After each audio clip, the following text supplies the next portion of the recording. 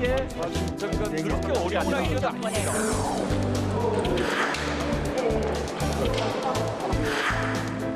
통합진보당과 민주당이 2010년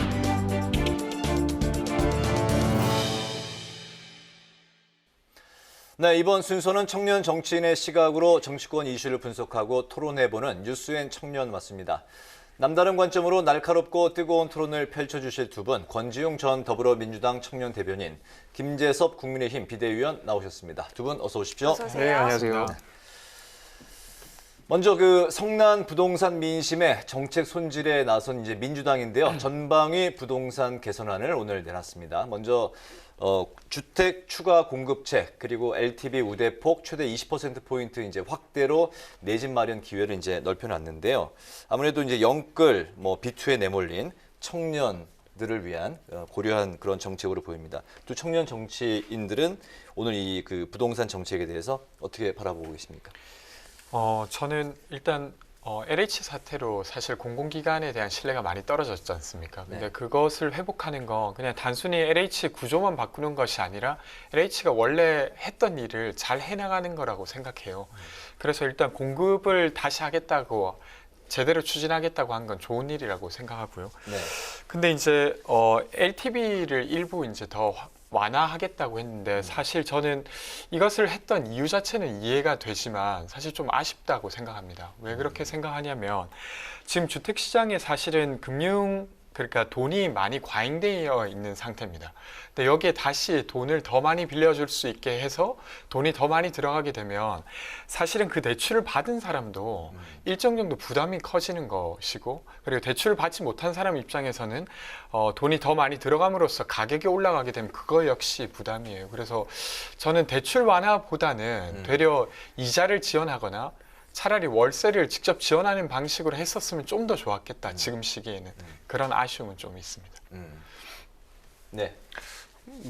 아쉽습니다. 이번에 그 부동산 정책 개선안을 가지고 왔는데 사실상 이제 문재인 정부 들어서 20번이 넘는 부동산 정책이 있었고, 그때마다 시장에 굉장히 큰 혼란을 줘가지고 부동산, 특히 이제 아파트 값이 폭등을 하는 바람에 많은 이제 젊은 세대들이 집 구하기가 이제 어려워지는 상태가 이미 돼버려가지고요.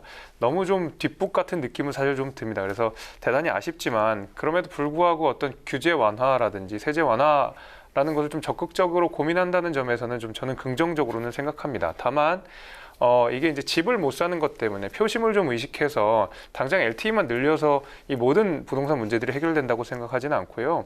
아까 우리 권 대변인 말씀하신 대로 그래서 청년들이 꼭 집을 살 수 있는 청년들만 있는 것은 아닙니다. 그러니까 월세를 살아야 되는 청년들도 있고요. 그다음에 나아가서 전세를 원하는 청년들도 있기 때문에 이것이 단순히 집 사는 데만 매몰돼서 LTV를 적극적으로 늘려주고 규제 완화만 고려할 것이 아니라 조금 더 다면적으로 많은 이 청년들의 형편에 맞게 다양한 이 부동산 정책을 같이 고민해 주셨으면 좋겠다는 말씀을 좀 드리겠습니다. 네. 네, 이 재산세 감면 기준 6억에서 9억 원으로 상향, 이 부분은 당내 의견 없이 결정이 됐는데요. 문제는 종부세 그리고 양도세 관련은 결론 내지 못했다는 점이 바로 문제가 됐습니다. 여전히 갑론을박이 이어지고 있는데 여기에 대해서 어떤 의견이십니까? 저는 좀 아쉽습니다. 사실 재산세를 그대로 두더라도 양도소득세를 조금 낮췄으면 했었거든요. 그러니까 결국 지금 이 집세가 계속 올라가는 것은 매물이 부족하고 말 그대로 살 집이 없는 것 때문에 계속 가격이 오르는 거 아니겠습니까? 네. 근데 지금 양도소득세가 굉장히 높은 상태라서 내가 다주택자가 집을 내놓고 싶어도 내놓기가 어려운 상황이 됩니다.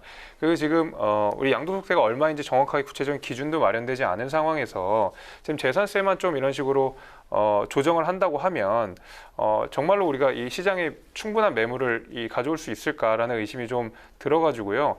저희는 계속 공시지가 현실화에 대해서도 반대하고 양도소득세 완화에 대해서 계속 주장을 하고 있는 입장이기 때문에 좀 그런 부분도 좀 적극적으로 여당 쪽에서 고려를 해주셨으면 좋겠다는 생각을 하고 있습니다. 네. 저는 이제 김재섭 비대위원과 조금 입장이 다른 부분인데요. 네. 저는 사실은 지금 이 코로나 시기 그리고 자산 인플레가 막 이렇게 커지고 있는 시기에는 국가가 일정 정도 세금을 통해서 양극화되는 것을 훨씬 더 적극적으로 막아야 될 때라고 생각합니다. 그러면 그것에 대한 되게 좋은 툴은 세금인 것이죠.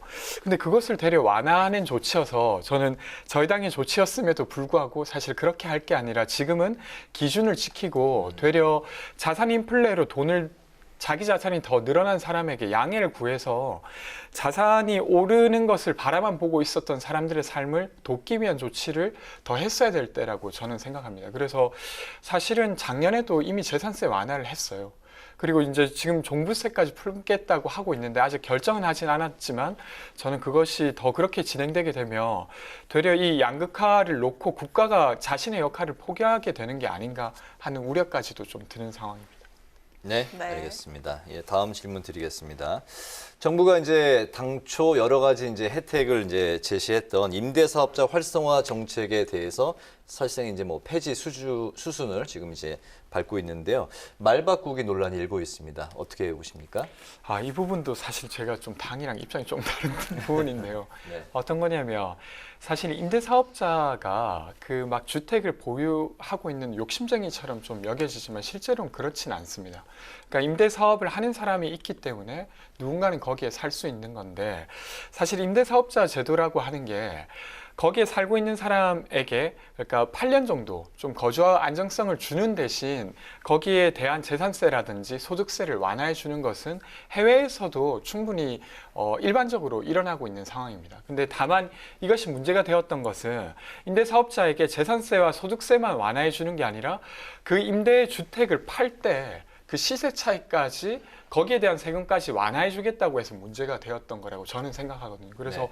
그 부분은 좀 손을 보더라도 나머지는 좀 이어서 갔어야 되는 건 아닌가 이렇게 뭐 생각합니다. 다주택자에 대한 뭐 혜택을 많이 제시하는 거 아니냐, 뭐 그런 이제 좀 반대 의견이 있었던 것 같아요. 그러니까 이제 아까 이제 비대위원께서도 말씀하신 대로 네. 이 주택 문제를 집을 사게 해서 풀어야 된다라고 하는 입장에서는 임대사업자가 마치 그 문제를 막고 있는 사람처럼 여겨질 수 있습니다. 네. 근데 사실 한국에 그 자가 점유율은 전체로 치면 60% 정도고 서울로 치더라도 40% 정도를 더 넘어서지 못하고 있습니다. 그럼 반대로 말하면 대한민국의 절반 가까이 되는 사람들은 빌려서 살고 있는 것이죠.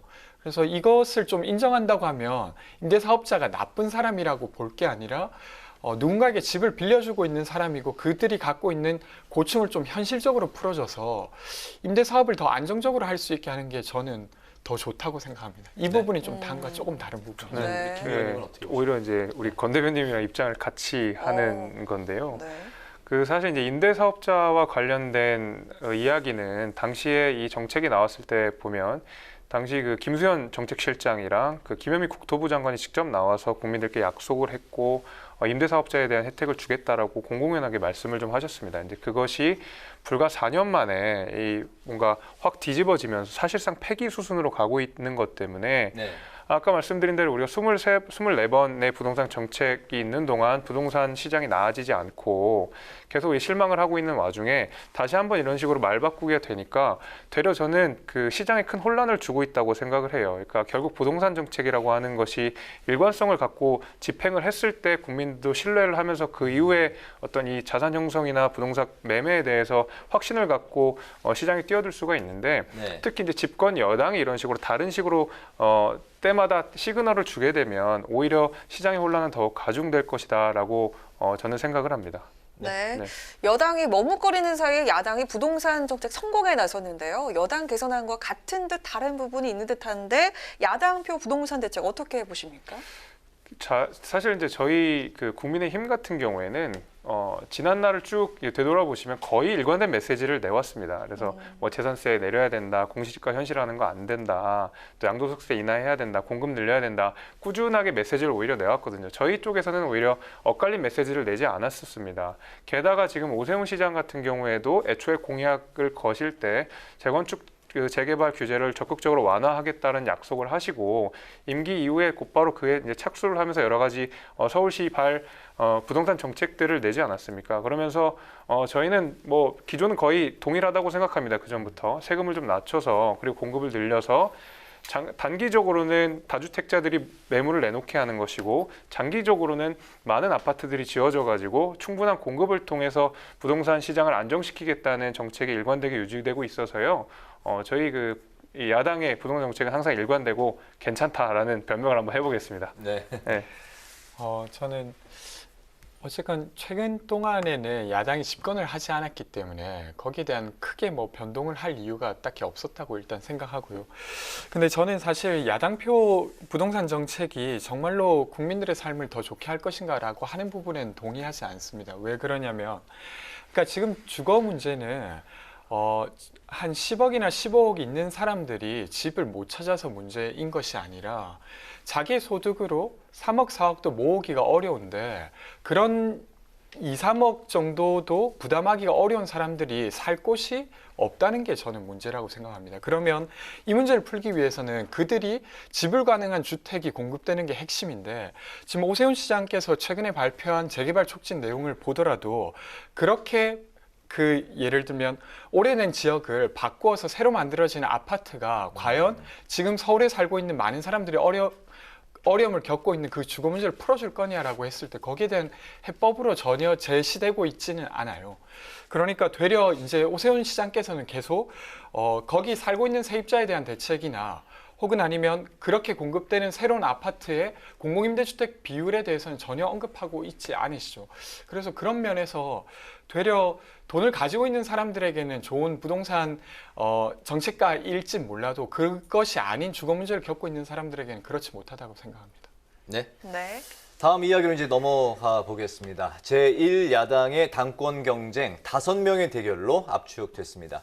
이준석 전 국민의힘 최고위원 부동의 1위로 1차 관문을 통과했는데요. 이준석 돌풍의 건재함 다시 한번 보겠습니다. 본 경선 진출자를 발표하겠습니다. 나경원, 이준석, 조경태, 주호영, 홍문표 이상 5분의 후보자가 선출되었습니다. 예비경선 결과가 본 경선에 영향을 주지 않도록 하기 위하여 각 후보별 득표율과 순위는 발표하지 않기로 결정했습니다. 제가 근데 이런 논쟁을 제가 사실 마다하진 않는 것이요. 네. 예, 선거가 이준석 중심으로 치러지고 있습니다. 자신감이 대단하네요. 네, 제가 그래서 TK에서도 이준석이 먹힌다는 걸 증명해 드리겠습니다. 예. 네. 늘 그 자신감으로 이제 충만했던 그랬죠. 이준석 네. 최고인데요. 저희 방송에서 이렇게 패기를 드러냈고 그 돌풍이 오늘 또 확인이 됐습니다. 순위는 뭐 공식적으로 확인이 되지 않았지만 가나다순으로 발표가 됐죠. 네, 그렇지만 이제 이준석 후보가 부동의 1위를 지켜냈다고 이제 전해지고 있습니다. 이준석 후보의 예비 경선 부동의 1위 두 청년 정치인은 어떻게 바라보고 계십니까? 먼저 권지웅 대변인. 네. 저는 어쨌건 문턱을 넘었다는 점에서 대단하다고 생각하고, 그리고 아주 공식적이진 않지만 어쨌건 이 세간에 도는 걸 봤을 때는 1위라고 이제 나왔잖아요. 네. 그래서 그런 건 참 좋은 일이라고 저는 생각하고, 근데 이제 당을 이제 운영하는 입장이 되게 되면 몇 가지 질문에 답을 해야 될 텐데, 그러니까 이준석 전 최고가 만들고자 했던 정치가 무엇인가? 예를 들면 청년들이 겪고 있는 문제가 정말 여성 할당자 때문에 발생했던 문제인가? 뭐 이런 것들의 질문을 받게 될 거라고 저는 생각합니다. 그럼 그때 이제 또 진가를 발휘하시면 더 멋진 정치인이 되시는 거고, 네. 거기에 이제 걸려 넘어지시면 또 좀 한동안은 다른 일이라기보다 고전을 좀 하시겠죠. 네. 알겠습니다. 네. 네, 저는 뭐 어떤 의미가 있냐고 이제 여쭤보셨으니까 어떤 의미가 있냐면 그 이준석이라는 사람은 이제 사실 이제 국민의힘 내에서는 이준석이라는 자연인은 아닌 것 같습니다. 이제는 어떤 이준석이라는 현상으로서 지금 다가오게 되는 것 같은데 굉장히 재밌는 구도가 펼쳐지고 있습니다. 사실 우리 전당대회라고 하면 기존에 어떤 계파 간의 갈등이라든지 어떤 계파 간의 세력 전쟁으로서 이 전당대회들이 많이 치러졌거든요. 혹은 뭐 지역별 패권 구도를 결정하는 그런 식의 전당대회들이 치러졌는데, 이번에는 어떤 저희 당의 역사상 거의 최초로 세대 전쟁처럼 이게 비춰졌습니다. 그래서 더할 나위 없이 좀 흥미진진한 그 이벤트들이 지금 벌어지고 있는데 그러다 보니까 뭔가 이 젊은 사람들한테 한번 힘을 실어주면 좋겠다. 정치권에서도 이런 뚜렷한 세대 교체가 필요하지 않겠느냐라는 우리 당원들과 일반 국민들의 그 열화에 힘입어서 저렇게 이제 이준석 그 후보가 이 돌풍을 일으키고 있는 것 같은데요. 저 자신감은 아마 거기서 나오는 것 같습니다. 네. 일각에서 또 김은혜 후보는요, 통과 가능성이 높다고 이렇게 점쳐지기도 했는데 당원의 벽이 많이 높은 것 같습니다. 그렇죠. 이제 그 당원들의 지지를 받지 못하면 사실 전당대회에서 승리하기가 대단히 어렵지 않습니까? 그래서 이 김은혜 그다음에 김웅 그 의원 같은 경우에는 정치권에 입문한 지가 그렇게 오래되진 않았어요. 네. 오히려 이준석 후보 같은 경우에는 비록 영선이긴 하지만 거의 이제 10년간의 정치 경험이 있으면서 굉장히 높은 인지도를 갖고 있기 때문에 이 당원들의 지지를 아주 많이 받지 못해도 어느 정도 충분한 지지를 확보할 수가 있었거든요. 하지만 이제 김웅 의원과 김은혜 의원 같은 경우에는 정당 생활도 오래되지 않은 상황에서 아직 인지도가 그렇게 충분히 쌓여있지 않은 까닭에 이번 본선에 못 올라갔나 생각하고 있습니다. 네. 저도 비슷하게 생각합니다. 그리고 만약에 코로나 상황이 아니었다면 좀 신인들이 자기 이야기를 좀 더 집중도 있는 상태에서 할 수 있지 않았을까 이런 생각은 드는데 여튼 그 벽을 넘기가 어려웠던 것 같습니다. 네. 네. 이제 어쨌든 이제 그 본 경선을 이제 남겨두고 있는데 당심의 비중이 이제 70%고 신구 이제 구도가 이제 1대4 구도이기 때문에 어쨌든 뭐 구 세대에서 뭐 단일화가 또 이루어질 수도 있고 집중 견제가 이루어질 수도 있는 그런 상황인 것 같습니다. 본 경선 어떻게 전망하십니까? 저는 되게 기대되는데 어떻게 될지. 그러니까 만약에 이제 어떤 이준석 현상이라고 하는 것을 현상이라고 했을 때 나머지 이제 원래 이제 당을 되게 오랫동안 운영해왔던 사람들이 연합할 수 있다면 또 이렇게 볼만한 매치가 되겠죠. 근데 제가 잘은 모르지만 알고 있기로 그분들이 단일화하기가 좀 쉽지 않아 보여요. 그렇게 되면 아마 개별로 싸우게 되면 지금 상태로는 이준석 후보가 당대표가 되지 않을까 싶고 그렇게 되면 또 한국 사회에 또 재밌는 일이 벌어지지 않을까 이런 생각이 듭니다. 청년 정치인의 시각으로 네. 아마 이준석 최고가 유리하지 않을까 네. 뭐 그런 전망을 하셨는데요. 어떻게 보십니까? 저도 오늘 그 결과 나온 걸 보니까 굉장히 가능성이 높아졌다고 생각을 합니다. 그러니까 이준석 후보 같은 경우에는 그 당원들의 지지를 충분히 받지 못할 거라는 예상들이 많았었는데 오히려 예상 외에 높은 당원 지지율을 보이고 있어서 앞으로 좀 본 경선에서도 힘을 많이 받지 않을까라고 생각을 많이 하고 있는데 다만 한 가지 좀 우리가 고민해야 될 것은 무엇이냐면 이게 일반 컷오프 단계에서는 당원과 여론조사의 비율이 50%대 50%지만 본경선에서는 당원들 투표가 70%로 20% 상향되기 때문에 네. 여론조사 비율이 그만큼 낮아집니다. 그러니까 이준석 후보 같은 경우에는 여론조사 비율이 압도적으로 높은 상황이고 당원 투표에 대해서는 다른 후보에 비해서 월등하게 높지 않은 상황이기 때문에 얼만큼 이준석 후보가 그 당원들의 마음을 사로잡느냐에 따라서 이 결과가 많이 달라질 것 같은데요. 뭐 차차 이런 경선 룰 같은 경우에는 더 이제 저는 개선의 필요성을 꾸준하게 이야기하고 있어서 좀 더 중도 확장적이고 많은 국민들이 참여할 수 있는 그런 경선 룰로 차근차근 바뀌어갔으면 하는 것이 제 바람입니다. 네, 당원 비중 70% 말씀하셨기 때문에 그 질문에 대한 답은 먼저 좀 들어볼까 하는데요. 얼마 전에 이제 최근에 며칠 전에 이제 그 여론조사에서 그 국민의힘 지지층만을 대상으로 한 여론조사였는데 거기서 이준석 최고가 40%로 다른 그 여론조사보다도 더 높게 나왔습니다. 그런 국민의힘 지지층과 당심, 당원 투표를 다르게 해석하는 사람도 있고 비슷하게 나올 것이다라고 또 바라보는 사람도 있더라고요. 어떻게 보십니까? 저는 그 조금 다를 거라고 생각을 합니다. 그러니까 지금 저희 뭐 어떤 언론 보도에서도 제법 나왔던 것 같은데요. 저희 당의 그 당원 구조 비율이 그 우리 대한민국 인구 구성과는 좀 제법 차이가 있습니다. 그러니까 특히 이제 50대 이상이 70% 이상으로 구성되어 있고 네. 특히 당원 중에 60% 가까이가 영남 계신 그 당원분들이 차지하고 있기 때문에 우리가 국민 일반 평균 여론조사를 그대로 우리 당원 투표에 적용하기에는 상당 부분 그 표본에 있어서의 차이가 있어서 저는 이 당심과 민심이 큰 방향성으로는 같이 가겠지만 디테일한 면에 있어서는 상당히 많은 차이를 보이지 않을까라고 생각합니다. 아니 제 질문은 국민의힘 지지층만을 대상으로 한 여론조사에서도 네네네. 높게 나왔거든요. 네네. 그 현상이 당심 투표에서도 그대로 반영이 될지 아니면 당심 투표는 또 다른 측면이 있는 건지 그렇게 질문하시면 거의 같이 갈 것 같습니다. 같이 아, 가다. 네, 그렇게 왜냐하면 보시는군요. 여론조사에서도 이미 뭐 당원들을 대상으로 한 여론조사에도 좀 높은 그 지지율 나왔기 때문에 그 흐름이 계속 이어지지 않을까라고 생각이 됩니다. 네, 어떻게 보십니까?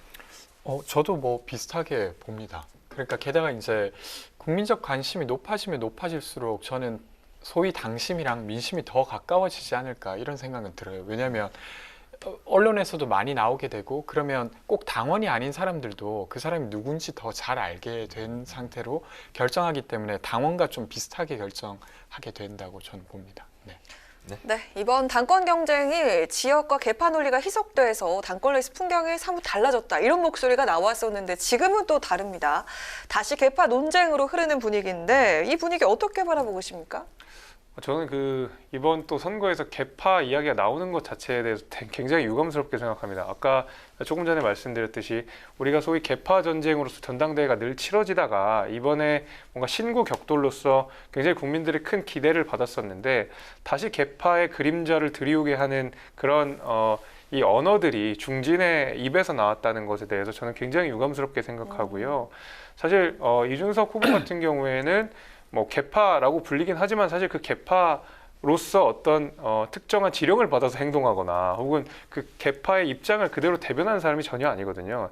그런 의미에서 이준석 후보한테 어떤 계파의 프레임을 더 씌우는 것은 이번에 국민들이 기대하고 있는 어떤 정치권의 세대 교체라고 하는 큰 열망을 희석시킨다는 점에서 저는 대단히 유감스럽게 생각하고 이번에야말로 정말 그 세대 간의 대결, 어떤 노련미와 신선함 간의 치열한 그 토론과 전쟁 끝에 정말 국민들이 납득할 수 있는, 국민들이 지지할 수 있는 수권 정당으로서 발돋움하는 것이 더 중요하다고 생각합니다. 알겠습니다. 네. 저도 그러니까 저는 이게 계파를 좀 넘어설 수 있다고 있을 것 같다는 생각이 듭니다. 왜냐하면 사람들이 많이 관심을 가지고 있는 상황이라서 그런데 왜 그러냐면 사실 이제 당내 선거를 하는 후보들이 늘 그 계파를 중시해서 그 계파와 관련된 이야기를 하는 게 아니라 그 계파와 관련된 이야기를 해야 당원분들이 그것을 좋아하시고 그게 지지로 이어지기 때문인데 지금은 국민적 관심도 높고 이러니까 꼭 그 당원들만을 대상으로 메시지를 안 해도 저는 충분히 승산이 있는 상태가 되는 것 같아요. 그래서 예를 들면 그 계파에 대한 메시지보다도 이준석 전 최고는 이준석의 메시지 그리고 나경원 네. 제가 호칭을 어떻게 해야 될지 모르겠지만 네, 전 의원도 네, 후보도 자신의 메시지 이런 것들을 내야 더 설득력 있는 상태가 되어버렸다고 생각합니다. 그래서 지금 계파 이야기를 하면 아주 후진 후보가 되어서 되려 도태될 거기 때문에 그렇게 안 가지 않을까 이런 생각을 합니다. 알겠습니다. 네. 오늘 그 청년 마스는 전방위적인 민주당의 부동산 정책 그리고 본경선 진출자가 확정된 국민의힘의 당권 경쟁에 대해서 지금까지 권지웅 전 더불어민주당 청년 대변인 김재섭 국민의힘 비대위원과 함께했습니다. 오늘 두 분 말씀 감사합니다. 네, 고맙습니다.